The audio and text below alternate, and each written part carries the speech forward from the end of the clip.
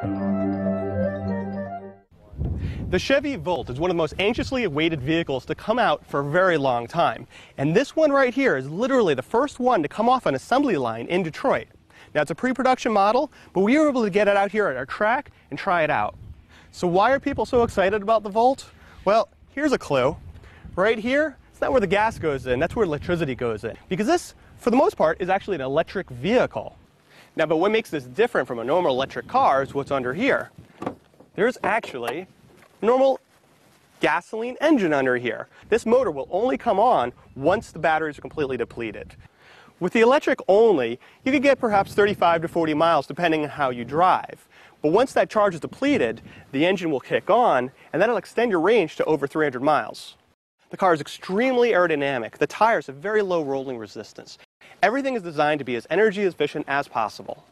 But this is much more than just a science experiment. This is a real car. So let's go see how it drives. So what's it like behind the wheel of the future? This is a quiet vehicle. That's the first thing you notice. There's no engine running.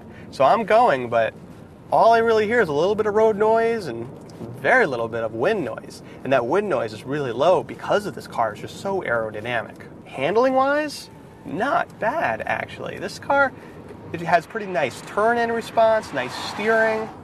And the ride is actually fairly nice, too. It's kind of a small car, but it's kind of heavy for a small car because you're carrying around about 400 pounds of batteries. So it's not bad. It's pretty comfortable. What you may be really surprised about is the power. There's one thing you need to know about electric powertrains. They have a lot of torque, and it's all available right away. So right off the line, the car got a lot of get up and go. Other things you'll have to really get used to, though, is the controls. The displays, they're a little different. Instead of buttons, you have these little tiny things sticking up here, and they don't actually push down like buttons. It works like a touch screen. Makes it a little bit hard to find what you need to press and to know when you've pressed it. Now the Volt, it's fairly practical too. In fact, rear seat comfort, not too bad. However, this large center console here, well, underneath there is the battery, so no 3-seat across here. Things get even more practical in the back. There's actually a decent amount of room back here, and those seats fold forward easily, give you quite a bit of storage capacity. So the Chevy Volt goes on sale this fall with a price tag around $40,000. However, after tax incentives, it'll be in the low 30s.